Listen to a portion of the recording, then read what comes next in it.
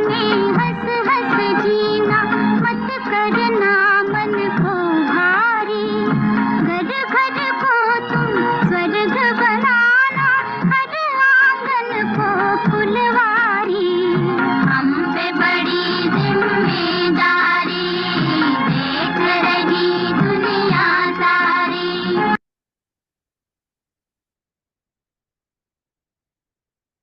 ओम शांति। प्यारे बाप दादा जो स्वयं विश्व कल्याणकारी है, वो बहुरूपी बनकर हर एक आत्मा के प्रति अपना पर्सनल प्यार, पर्सनल पालना का भी अनुभव कराते हैं। भले ही बाबा जब आते हैं तो वो सर्व की सद्गति करते हैं, लेकिन सर्व में एक एक आत्मा, और उसमें भी खास ब्राह्मण आत्मा, बाबा के उस पर्सनल प्यार का अनुभव जरूर करती है। न सिर्फ योग में या प्रैक्टिकल जीवन में चलते हुए, लेकिन बाबा की समय प्रति समय जो मुरलियां चली हुई है, उसमें जब बाबा अलग अलग स्पेशल ग्रुप्स के साथ बात करते हैं, तब भी पर्टिकुलर उस वर्ग की, उस ग्रुप की आत्माओं को भी उस पर्सनल पालना का अनुभव होता है। जैसे इसके पहले जो हमने बाबा के महावाक्य सुने, वो बाबा ने विशेष गीता पाठशाला के निमित्त बच्चों के प्रति उच्चारे थे। कभी मुख्य मुरली के बाद बाबा जैसे दादियों से बात करते, ऐसे कभी किसी जोन से बात कर रहे हैं, किसी विशेष माताओं से, पांडवों से, कुमार व कुमारियों से बात करते हैं। तो बाबा की मुरली की मधुर शिक्षाओं में, उस मीठी मुलाकात में भी बाबा का जो प्यार और दुलार हम पर बरसता है, उसमें जो एक पर्सनल टच अनुभव होता है बाबा का, वो आत्मा में सचमुच बहुत बड़ा परिवर्तन लाता है। जनरल मुरली जरूर हम सबके लिए, हम यही मान के चलते हैं कि ये मेरे लिए है, लेकिन उसमें भी जब खास जिस फील्ड में हम हैं या जिस कैटेगरी में हम हैं, तब बाबा जब बात करते हैं, उस समय की अनुभूति और गहरी होती है। अनुभव है ना ये सभी को। तो आज भी बाबा ने जो बात की है, बाबा के सामने विशेष कुमारियों का ग्रुप है, और कुमारियों से बात करते हुए जिस तरह से बाबा ने कुमारियों का स्वमान ऊंचा उठाया है, जैसी विश्व कल्याण की प्रेरणा कुमारियों को दी है, सचमुच दिल को छूने वाली बाबा की ये बातें हैं। और इस मुरली को हम सभी विशेष अटेंशन से सुनेंगे। 3 प्रकार से हो सकते हैं हम इस मुरली को सुनने के। एक, जैसे कि हमेशा हम समझते हैं और आज भी ऐसे ही है, कि बाबा का हर महावाक्य, भगवान के द्वारा उच्चारा गया हर शब्द मेरे प्रति है। तो यह शिक्षा बाबा मेरे लिए दे रहा है। तो उस हिसाब से अपनी स्वोन्नति के लिए, अपने स्वमान को बढ़ाने के लिए, अपनी सेवाओं में आगे बढ़ने के लिए बाबा के इन महावाक्यों को हम अवश्य प्रयोग करेंगे। लेकिन साथ में, क्योंकि स्पेशली कुमारियों के लिए बाबा की ये महावाक्य है, तो आज और 2 उद्देश्य हम मुरली सुनते हुए ध्यान पे रखेंगे। एक तो बाबा ने कुमारियों के प्रति जो बातें कही हैं, अगर हम स्वयं कुमारी हैं तो हम अपने प्रति, या जिन भी ब्राह्मण परिवार में कुमारियों को हम जानते हैं, उन कुमारियों के प्रति उसी नजर से हम देखना शुरू करें। चाहे वो कुमारियां है या समर्पित ब्रह्मा कुमारी है, तो वो भी कुमारियां ना, जो समर्पित बहनें हैं सेंटर्स पर। तो आप खुद सोचिए कि भगवान कितनी ऊंची नजर से, कितने बड़े स्वमान के साथ कुमारियों को देखते हैं। भगवान की नजरों में, ब्राह्मण परिवार में, इस विश्व परिवर्तन के महायज्ञ में कुमारियों का क्या महत्व बाबा ने बताया है, उसे हम रियलाइज करें। और बाबा के घर, बाबा के इस बेहद ईश्वरीय परिवार की हर कुमारी के प्रति हमारी भी वही सम्मान वाली नजर रहे। ठीक है। और तीसरा, जो बातें बाबा ने कुमारियों के लिए बोली है, तो जिन भी कुमारियों को हम जानते हैं, उन तक बाबा की ये बातें पहुंचाना। कहीं ना कहीं दुनिया के संग में आकर, वातावरण के प्रभाव में आकर, या अपने संस्कारों से मजबूर होकर, अगर कोई कुमारी अपने जीवन के इस महत्व को नहीं जानती, तो उसे वो रियलाइज करवाना, उन कुमारियों की सेवा करना, ये भी ऐसी मुरली के आधार पर हम कर सकते हैं। ठीक है, पहले स्वयं के लिए, फिर उन आत्माओं के प्रति उस महान नजर से सम्मान देने के लिए, और तीसरा उनकी सेवा करने के लिए बाबा के इन महावाक्यों का हम प्रयोग करेंगे। बहुत ही प्यारे मीठे बाबा के ये महावाक्य, सचमुच शब्द शब्द में बाबा का वो प्यार झलक रहा है, बाबा की वो शुभ भावना, कितनी ऊंची भावना है कुमारियों के प्रति, वो हम महसूस कर पाएंगे। तो आज की मुरली 27 मार्च 1983 की, जिसका सार ही है कि कुमारियों की भट्टी में प्राण अव्यक्त बाप दादा के मधुर महावाक्य। आज बाप दादा सब बच्चों से कहाँ मिलन मना रहे हैं, किस स्थान पर बैठे हो?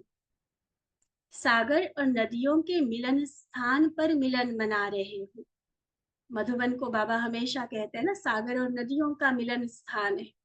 बाकी सब जगह तो ब्राह्मण परिवार, भाई बहनें आपस में मिलेंगे, लेकिन मधुबन आते हैं तो सागर से मिलन होता है। तो सागर का कंठा पसंद आता है ना?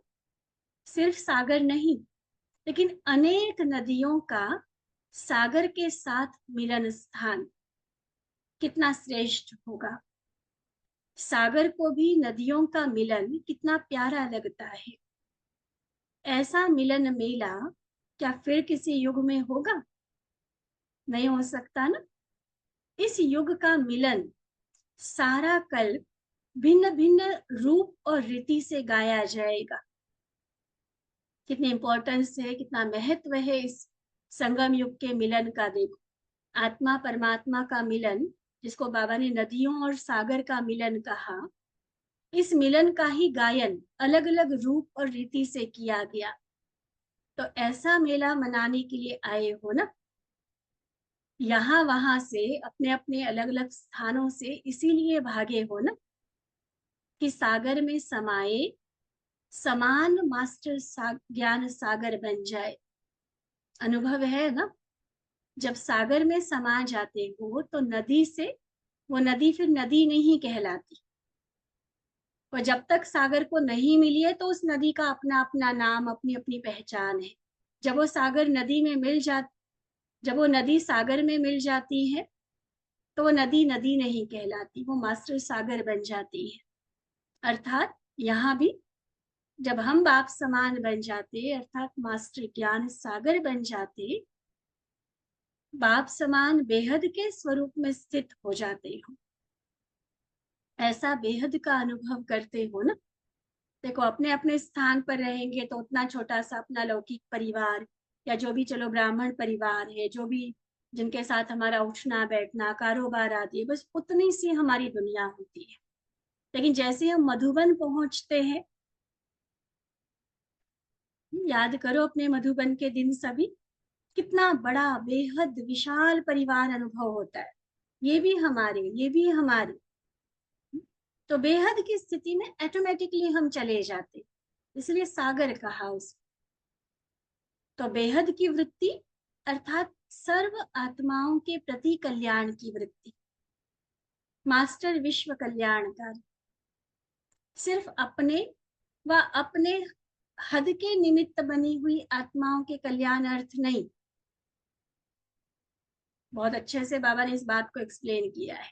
बेहद की वृत्ति माना सर्व विश्व में जितने भी सब है, सभी के लिए कल्याणकारी वृत्ति। यानी कि सिर्फ मैंने अपना कल्याण कर लिया, या मेरे से जो क्लोजली जुड़े हुए हैं मैंने उनका कल्याण कर दिया, नहीं, लेकिन सर्व के कल्याण की वृत्ति। मैं तो ब्रह्मा कुमारी बन गई, पवित्र आत्मा बन गई, अपनी उन्नति में, अपनी प्राप्ति में, अपने प्रति संतुष्टता में राजी होकर चल रहे हैं। यह बाप समान बेहद की वृत्ति रखने की स्थिति नहीं है।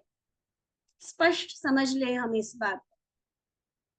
बहुत अच्छी बात है, कलयुगी दुनिया से हमने अपने आप को बचा लिया, हम शूद्र से ब्राह्मण बन गए, जीवन में पवित्रता का व्रत ले लिया, अन्य तरह की जो भी शुद्धि है उसको अपना लिया, अपना कल्याण कर लिया। ओके, अच्छी बात। लेकिन ब्राह्मण जीवन सिर्फ इसके लिए नहीं है।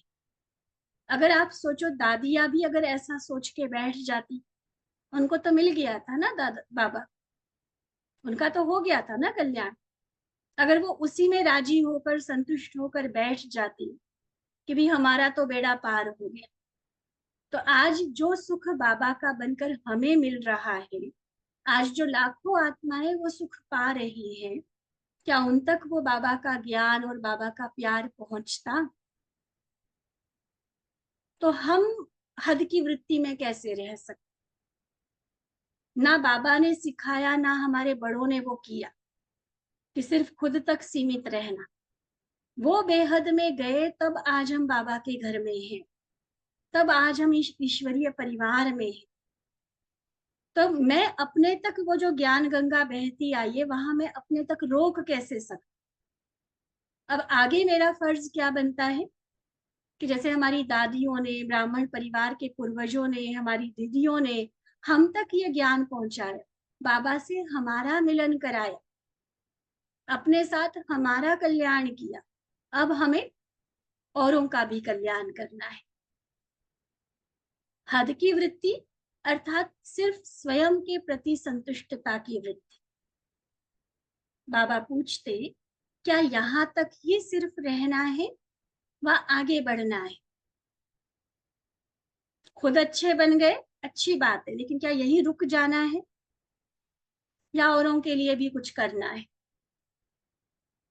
कई बच्चे बेहद की सेवा का समय, बेहद की प्राप्ति का समय, बाप समान बनाने का गोल्डन चांस व गोल्डन मेडल लेने के बजाय, हाँ मैं ठीक चल रही हूँ, मैं कोई गलती नहीं करती हूँ, लौकिक अलौकिक जीवन दोनों अच्छा निभा रही हूँ, कोई खिटखिट नहीं है, कोई संगठन के संस्कारों का टक्कर नहीं है, इसी सिल्वर मेडल में ही खुश हो जाते। सुना बाबा कैसे कंपेयर करके समझा रहे हैं? अपने आप को अच्छा बनाया, ये सिल्वर मेडल है, लेकिन चांस तो गोल्डन मेडल लेने का है, बाप समान बनने का चांस है। उस चांस को क्यों गवा रहे हो?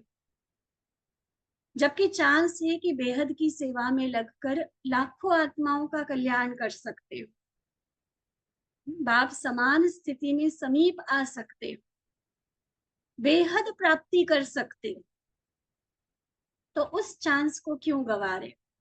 सिल्वर मेडल में राजी क्यों हो जाते हो?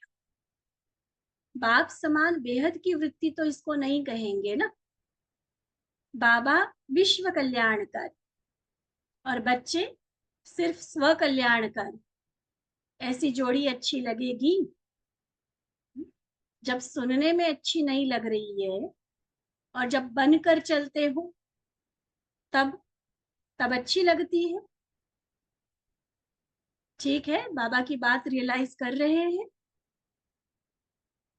सर्व खजानों के मालिक के बालक खजानों के महादानी नहीं बने तो उसको क्या कहा जाएगा? बाबा से मिला, अपने पास बस संभाल के रख लिया, उसका आगे दान नहीं कर रहे, तो क्या कहा जाएगा? किसी से भी पूछो, बाबा के सर्व खजानों के वर्षे के अधिकारी हो, तो सब हाँ कहेंगे ना। कहते हैं ना कि हाँ, हम सभी खजानों के मालिक है, जन्म से अधिकार मिल गया, बाबा मिला तो सब कुछ मिला। तो खजाना किस लिए मिला? किस लिए मिला? कि सिर्फ स्वयं खाओ पियो और अपनी मौज में रहो, इसलिए मिला है? अपने आप को पूछो ये प्रश्न सभी, चाहे कुमारिया है, कुमारिया तो खास कर पूछे, और बाकी सभी, क्योंकि ये महावाक्य जो बाबा के है ना, ये हमारी सबकी चेकिंग के लिए है। ब्राह्मण जीवन हीरे तुल्य जीवन मिला, बाबा से इतनी सारी प्राप्तियां हुई, क्या बस खाओ पियो मौज करो, अपने लिए जियो? क्या इसके लिए मिला? क्या कहा बाबा ने? बांटो और बढ़ाओ, यही डायरेक्शन मिले है ना। अपने तक रखो तो कभी नहीं कहा बाबा ने। दिए खजाने और फिर खजानों को बढ़ाने की युक्ति भी बताई कि जितना बांटोगे बढ़ता जाएगा। तो कैसे बांटेंगे? चलो गीता पाठशाला खोल ली, वह जब चांस मिला तब बांट दिया। दीदी ने कहा आज आकर ये सेवा करनी है, आज वहां जाकर भाषण करना है, आज वहां साथ जाना है, तो बस उतने में खुश हो, इसी में संतुष्ट हो। बेहद के बाप से बेहद की प्राप्ति, खुला ऑफर बाबा की तरफ से, और बेहद की सेवा के उमंग उत्साह में रहना चाहिए। बाबा कहते कुमारी जीवन, क्योंकि स्पेशल कुमारियों का ग्रुप है ना बाबा के सामने, कुमारी जीवन संगम युग में सर्वश्रेष्ठ वरदानी जीवन है। तो ऐसी वरदानी जीवन ड्रामा अनुसार आप विशेष आत्माओं को स्वतः प्राप्त है। गृहस्थियों को फिर भी बहुत मेहनत करनी पड़ती है। जो भी गृहस्थी मुरली सुन रहे है ना, अनुभव प्रैक्टिकल, पहले विकारी जीवन से निर्विकारी बनने की मेहनत, फिर परिवार वालों को मनाने की मेहनत, फिर समाज में दुनियादारी निभानी भी है, और फिर अपनी धारणाओं को भी संभालना है। उनके लिए तो बहुत मेहनत है, लेकिन कुमारियों के लिए तो सीधा सीधा वरदानी जीवन बाबा ने दी, हो ही मेरी। कुमारियों को इतना सम्मान होना चाहिए ना, हमें तो बहुत रहता है कि जन्म से ही बाबा ने ठप्पा लगा कर भेजा है कि ये मेरी है, कोई दूसरा नजर भी ना डाले। क्या इतना अधिकार मैंने बाबा को स्वयं पर दिया है कि वो जैसा चाहे चलाए, वो जैसा चाहे रखे, वो जैसा चाहे सुख दे दुख दे। ऐसे बाबा दुख तो देगा नहीं, लेकिन फुल समर्पण कि बाबा जैसा कहे जैसा चलाए, उससे ज्यादा कल्याणकारी मेरे लिए कोई हो ही नहीं सकता। उससे अधिक सुख, उससे अधिक प्यार मुझे कोई दे ही नहीं सकता। और उसने मुझे अपना बनाया, कितना बड़ा सर्वश्रेष्ठ भाग्य है मेरा। तो ऐसा वरदानी जीवन मिला, फिर उस वरदानी जीवन, उस जीवन को सर्व को वरदान महादान देने में लगा रहे हो। स्वतः प्राप्त हुए वरदान, बाबा कहते स्वतः प्राप्त हुए वरदान की लकीर श्रेष्ठ कर्म की लकीर द्वारा जितनी बड़ी खींचना चाहो खींच सकते हो। कुमारी जीवन में बाबा का बनना अपने आप में बहुत बड़ा वरदान है, और उस वरदान को और आगे बढ़ाना है, उसको सेवा में लगाकर श्रेष्ठ कर्म की लकीर द्वारा, कलम द्वारा उस लकीर को और आगे बढ़ा सकते हैं। ये भी इसी समय को वरदान है। समय भी वरदानी और कुमारी जीवन भी वरदान, बाप भी वरदाता, कार्य भी वरदान देने का है। तो इसका पूरा पूरा लाभ लिया है। 21 जन्मों तक लंबी लकीर खींचने का चांस, 21 पीढ़ी सदा संपन्न बनने का चांस जो मिला है वह ले लिया। कुमारी जीवन में जितना चाहो कर सकते हो। स्वतंत्र आत्मा का भाग्य प्राप्त है। अपने से पूछो, स्वतंत्र हो या परतंत्र हो? स्वतंत्र हो व परतंत्र हो। परतंत्र कोई और व्यक्ति हमें नहीं बनाता है, अपने संस्कार, अपनी कमजोरी वाले संकल्प, वो हमें बेहद की सेवा में आगे बढ़ने से रोकते हैं। और बाबा स्पष्ट कह रहे हैं कि परतंत्रता के बंधन अपने ही मन के व्यर्थ कमजोर संकल्पों की जाल है। मैं संगठन में चल सकूंगी, नहीं चल सकूंगी, ऐसे डिसिप्लिन, ऐसे अनुशासन के साथ अपने आप को चला सकूंगी, नहीं चला सकूंगी, अलग अलग बहनें हैं, अलग अलग संस्कार है, ये सेवा है, ये काम करना पड़ेगा, इतने बजे उठना पड़ेगा, पता नहीं मेरे से होगा नहीं होगा, खुद ही डर के बैठ जाओ। नदी के किनारे सिर्फ खड़े होकर ये सोचो कि कहीं मैं डूब तो नहीं जाऊंगी, तो आप कूदने की हिम्मत ही नहीं कर पाए। लेकिन कूदो तो तैरना भी आ जाएगा। और बाबा है ना संभालने के लिए, बड़े हैं ना संभालने के लिए। फिर डूबने का डर क्यों? क्यों किसी तरह का व्यर्थ कमजोर संकल्प हमें आगे बढ़ने से रोकता है? ये कमजोर संकल्प हमारे लिए परतंत्रता है। हमें वो गृहस्थियों वाले बंधन नहीं बांध रहे हैं। कुमारियों को अगर कोई बंधन है तो अपने कमजोर संकल्पों का बंधन। उसी रची हुई जाल में स्वयं को परतंत्र तो नहीं बना रहे। क्वेश्चन की जाल है। जो जाल रचते हो उसका चित्र निकाल, तो देखना क्वेश्चन का ही रूप होगा। क्वेश्चन क्या उठते हैं? अनुभवी हो ना, क्या होगा, कैसे होगा, ऐसे तो नहीं होगा।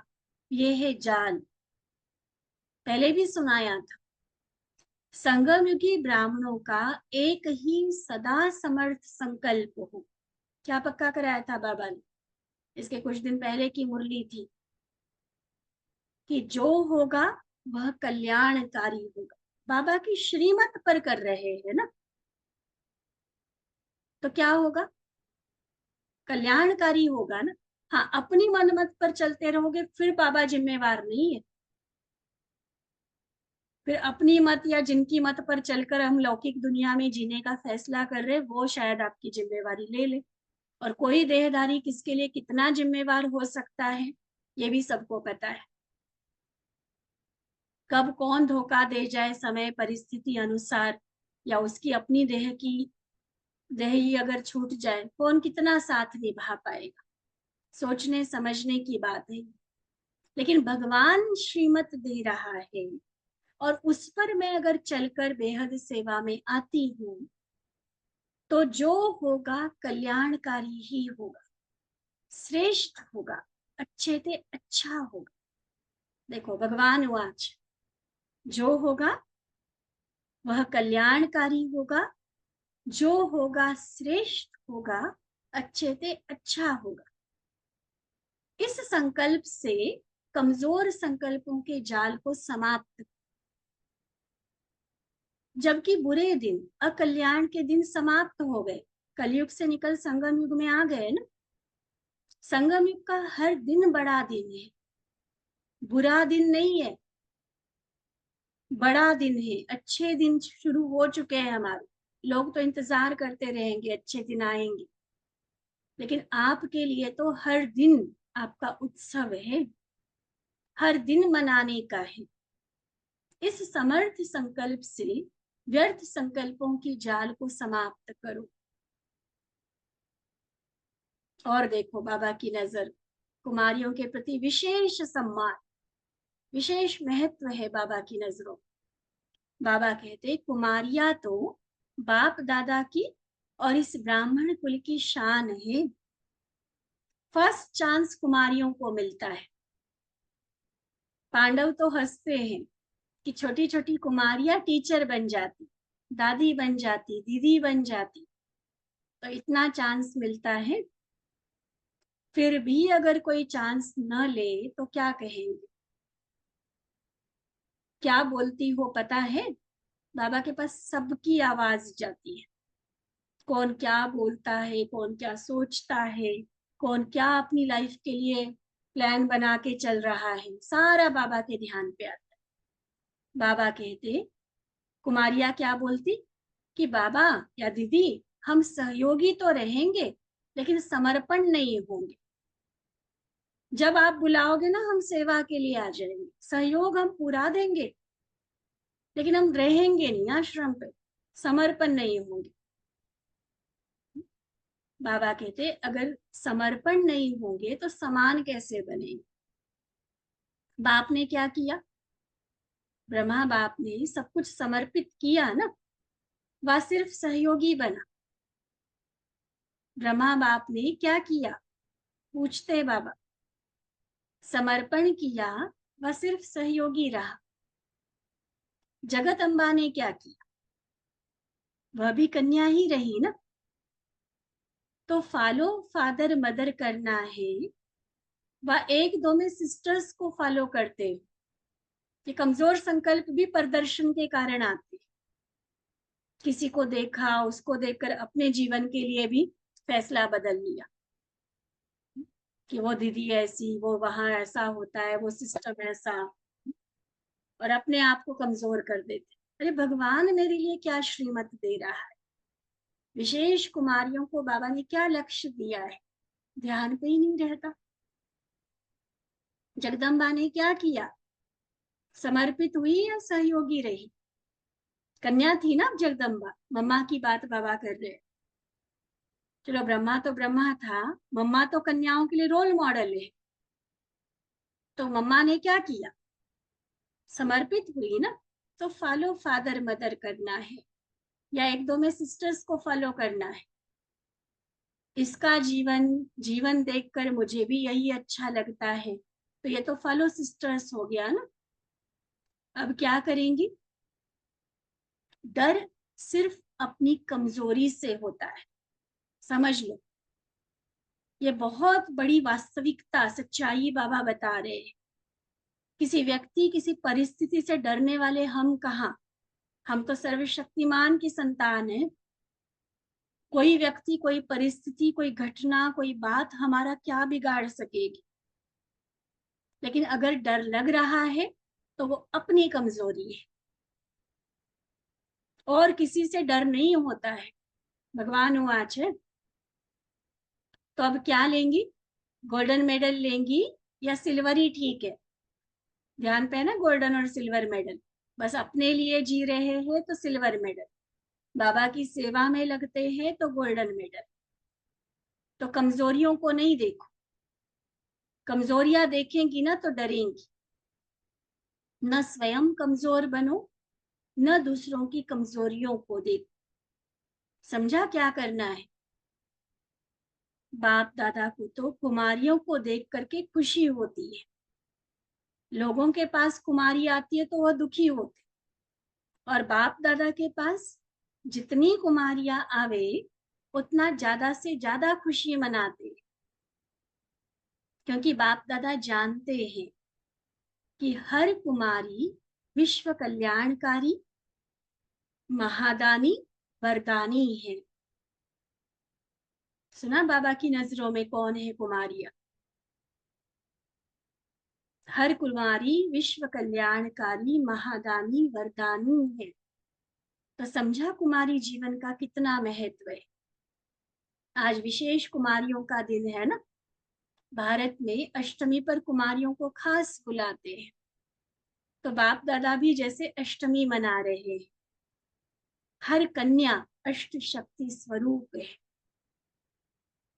अच्छा, ऐसे सर्वश्रेष्ठ वरदानी, वरदानी जीवन की अधिकारी, गोल्डन चांस की अधिकारी, 21 पीढ़ी की श्रेष्ठ तकदीर की लकीर खींचने के अधिकारी, स्वतंत्र आत्मा के वरदान के अधिकारी, ऐसे शिववंशी ब्रह्मा कुमारियों को, श्रेष्ठ कुमारियों को विशेष रूप में, और साथ साथ सर्व मिलन मनाने वाले पद्मा पदम भाग्यवान आत्माओं। बाबा को पता है कुमारियों के साथ और भी भाई बहने मुरली सुन रहे हैं, तो ऐसे सर्व पद्मा पदम भाग्यवान आत्माओं को बाप दादा का याद प्यार और नमस्ते। हम रूहानी बच्चों की रूहानी बाप दादा को दिल व जान, सिक व प्रेम से नमस्ते नमस्ते नमस्ते। फिर बाबा की विशेष ग्रुप से मुलाकात, कर्म भोग पर कर्म योग की विजय। बाबा कहते, कर्म भोग पर विजय पाने वाले विजयी रतन हो ना, वे कर्म भोग भोगने वाले होते हैं, और आप कर्म योगी हो, भोगने वाले नहीं, लेकिन सदा के लिए भस्म करने वाले हो। कर्म भोग अगर आया भी है तो विदाई लेने के लिए, बस सदा के लिए विदाई, भस्म हो गए। ऐसा भस्म करते हो जो 21 जन्म कर्म भोग का नाम निशान नहीं रहेगा। सतयुग त्रेता में संपूर्ण एवर हेल्दी होंगे, सदा निरोगी रहेंगे, किसी तरह का कोई रोग बीमारी शारीरिक तकलीफ कष्ट कुछ नहीं होगा। बस ये अब अगर आ भी रहा है ना कर्म भोग, बस वो विदाई लेने के लिए आएगा, तब तो भस्म करेंगे ना, आएगा जरूर, 63 जन्मों का हिसाब है, लेकिन आता है भस्म होने के लिए, न कि भोगना के लिए, विदाई लेने के लिए आता है। क्योंकि कर्म भोग को भी पता है कि हम अभी आ सकते, फिर नहीं आ सकते, नो एंट्री हो जाएगी फिर उनके लिए, सतयुग त्रेता में आ ही नहीं सकते। इसलिए थोड़ा थोड़ा बीच बीच में वह चांस ले लेता है। जब देखते हैं कि यहाँ तो दाल गलने वाली नहीं है और ही भस्म हो जाएंगे, तो वापस चला जाता है। फिर दादी और दीदी बाबा के सम्मुख है। बाबा कहते, इतने हैंड्स को देखकर खुशी हो रही है ना। दादी तो बहुत खुश होती थी। हम भी कभी भी कुमारी जीवन में बाबा के सामने, दादियों के सामने गए हैं, बहुत प्यार। एक बार याद है, जैसे बाबा की ये कुमारियों के लिए मुरली चली है, 98 में ऐसे ही दादी ने स्पेशली कुमारियों को बुलाया था। 30 जनवरी का बाबा मिलन का टर्न था, और उसमें जितनी भी कुमारियां हैं सभी, दादी ने सबको बुलाया था, निमंत्रण था स्पेशली कुमारियों के लिए बाबा मिलन के टर्न में। और उसमें फिर लगभग 2000 से अधिक कुमारियां उस सीजन में पहुंची थी, शांतिवन की बात है। और उसमें फिर उनके 4 ग्रुप्स बनाए गए थे। एक जो कॉलेज में पढ़ती है उनका ग्रुप, दूसरा स्कूल में पढ़ने वाली कुमारियों का ग्रुप, तीसरा नौकरी करने वाली कुमारियों का ग्रुप, और चौथा था जो घर में रह रही है, मतलब पढ़ाई पूरी कर चुकी है लेकिन नौकरी आदि नहीं करती है, घर में रहकर जो ज्ञान में चल रही है, उन कुमारियों का ग्रुप। और उनकी जो 85 86 वाले जो हॉल, डायमंड हॉल के कॉन्फ्रेंस हॉल के अपोजिट तरफ जो बने हुए हैं, तो वहां पर ये क्लासेस अलग अलग ग्रुप्स में चलती थी, उनके उनके अब के जीवन को देखते हुए, आयु और काम को देखते हुए। और फिर जब दादी ने मिलना होता था, तो अभी जहां पर शक्ति स्तंभ बना है कॉन्फ्रेंस हॉल के वहां पर, तो वो पहले शक्ति स्तंभ नहीं था, खाली लॉन होता था, तो वहां पर एक टेंट लगाया हुआ था। तो दादी ने जब मिलना होता था तो दादी वहां सबको इकट्ठा मिलते थे, और वो जो मिलन है, इतना डीप इम्प्रेशन हमारे माइंड में है, इतना प्यार से एक एक, चाहे वो 2000 कुमारियां थी, लेकिन एक एक को ऐसे लगता था दादी मेरे से मिल रही है पर्सनली। उन्हीं दिनों की एक बार की बात है, जानकी दादी और बड़ी दादी प्रकाश मणि दादी जी दोनों आए मिलने के लिए कुमारियों को, उसी टेंट में सभी कुमारियां थी। तो दादी कहते हैं जानकी दादी के पास दिखाकर, ये ना आपकी दादी है। बड़ी दादी प्रकाश मणि दादी बोलते, ये आपकी दादी है और मैं आपकी सखी हूँ। इतना सखी रूप में दादी मिलते थे, सच्ची बेस्ट फ्रेंड जैसे होती है ना, ऐसे दादी कुमारियों से मिलते थे हमेशा।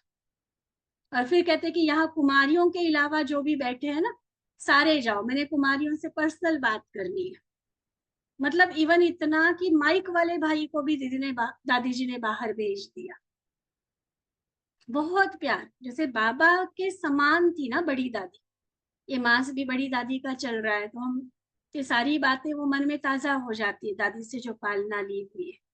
तो जैसे बाबा मुरली में, अभी तक जो मुरली हमने सुनी, कुमारियों के लिए बहुत ऊंची नजर रखते हैं। बिल्कुल दादी की भी वही खुशी, वही उमंग उत्साह दिखता था जब दादी कुमारियों से मिलती थी। तो दादी को बाबा पूछ रहे हैं, दादी के साथ बड़ी दीदी अर्थात मनमोहिनी दीदी भी सामने है। तो बाबा पूछते, इतने हैंड्स को देखकर खुशी हो रही है ना, जो स्वप्न देख रही थी वह साकार हो गया ना। इतने हैंड्स हो, इतने सेंटर्स बढ़े, यह स्वप्न देख रही थी ना। क्योंकि हैंड्स की दादी दीदी को सबसे ज्यादा आश रहती है, तो इतने सब बने बनाए हैंड्स को देखकर खुशी होगी ना। देखो बाबा का विश्व परिवर्तन का कार्य है, लेकिन कराएगा तो साकार हैंड्स के द्वारा ही ना। आज कितने सारी ऐसी जगह हैं जहां पर सेंटर्स खोलने के ऑफर है, पाठशालाएं चलाने के ऑफर्स है, लेकिन कुमारियां जब मैदान में आए तभी ये सब कुछ पॉसिबल हो सकता है। भारत की कुमारियों में और विदेश की कुमारियों में भी अंतर है। विदेश में जो होती है ना, वो जॉब भी करती है और सेंटर भी चलाती। बाबा कहते भारत में इनको कमाई की क्या आवश्यकता है? तो किसी ने जवाब दिया कि डिग्री लेनी है। बाबा कहते जब तक सेवा में प्रैक्टिस नहीं की है तब तक डिग्री की भी कोई वैल्यू नहीं है। बहुत प्रैक्टिकल बात। डिग्री चाहे दुनिया की कितनी भी हमारे पास, सेवा करनी है तो वो सेवा करके ही सीखा जाता है, क्योंकि दुनिया में कोई बाबा के घर की सेवा नहीं सिखाता है। वो पैसा कमाना सिखा देंगे, वो दुनिया के काम सिखा देंगे, लेकिन अगर मैंने ये जीवन बनाना है तो ये यहाँ जब आएंगे तभी वो सीखने को मिलेगा। डिग्री चाहे आपके के पास कितनी भी है, लेकिन डिग्री की वैल्यू भी सेवा से है। जब उस पढ़ाई लिखाई को भी हम सेवा में लगाए तब उसका भी फायदा है, तब उसकी भी वैल्यू है। अगर पढ़ाई पढ़कर कार्य में नहीं लगाए, उसके द्वारा सेवा नहीं की, पढ़ाई के बाद भी गृहस्थी में रहे, तो लौकिक में भी कहते हैं ना कि पढ़ाई से क्या लाभ होते हैं ना, ऐसे कई MA BA कर लेते हैं, अच्छी अच्छी पढ़ाई पढ़ लेते हैं और शादी के बाद फिर उनको कुछ नौकरी कुछ वो नहीं करते, गृहस्थी बनी रह जाती है। तो कहते हैं ना कि पढ़ने लिखने का फायदा ही क्या हुआ। अनपढ़ भी बच्चे संभालते और ये भी संभालते, तो इसमें फर्क क्या हुआ। तो ऐसे ही अगर कुमारियां भी पढ़कर स्टेज पर आ जाए तब डिग्री की वैल्यू है। रहे होंगे कोई पढ़ाई में टॉपर्स रहे होंगे, चाहे कुछ भी कितनी भी अच्छे से पढ़ाई की होगी, लेकिन उस पढ़ाई लिखाई को अगर बाबा की सेवा में नहीं लगाए तो उसकी वैल्यू क्या है। बस अपना तन की एनर्जी भी जॉब में लगाते हैं, मन की भी लगाते हैं और धन अपने ऊपर ही खर्च कर लेते हैं, जाना आना साज श्रृंगार, कहाँ क्या लगा बाबा के घर में। तो बाबा की नजरों में तो फिर उस पढ़ाई की कोई वैल्यू नहीं है। बाबा कहते अगर यहाँ चांस मिलता है तो डिग्री आप ही मिल जाएगी। यह डिग्री कम है क्या? सारे कल्प की सर्वश्रेष्ठ डिग्री है ब्रह्मा कुमारी। बाकी सारी डिग्री दुनिया की उसके सामने फीकी है। जगदम्बा सरस्वती को कितनी बड़ी डिग्री मिली, खुद विद्या की देवी कहलाई। यहाँ की डिग्री का तो वर्णन भी नहीं कर सकते, कितनी बड़ी डिग्री मिली है। मास्टर ज्ञान सागर, मास्टर सर्वशक्तिवान, वहां क्या बनेंगे? Master of arts, master of science बनेंगे, MA MSc करके बैठ जाएंगे। यहाँ बाबा कौन सी डिग्री दे रहा है? मास्टर ज्ञान सागर, मास्टर सर्वशक्तिवान। देखो कितनी डिग्री है इसमें, MA MBA सब आ जाता है, इंजीनियर डॉक्टर सब आ जाएगा। ये कोई साधारण आत्मा नहीं बोल रही है, ये कोई मुरली सुनाने वाली दीदी नहीं बोल रही है, भगवान के महावाक्य है। और वो भगवान के ही महावाक्य समझकर अगर हम स्वीकार करें तब जीवन का फैसला लेना बहुत आसान हो जाएगा। ठीक है। फिर कुमारियों के अलग अलग ग्रुप के साथ भी बाबा ने बात की, तो उसको हम नेक्स्ट क्लास में लेंगे। ठीक है। तो शुरू में मुरली के जो कहा था, इसमें से अपने लिए जो ले सकते वो अपने लिए, कुमारियों के प्रति मन में स्वमान सम्मान बढ़ाने के लिए और कुमारियों को आगे बढ़ाने, उनकी सेवा करने के लिए हम बाबा के इन महावाक्यों को अवश्य प्रयोग में लाएंगे।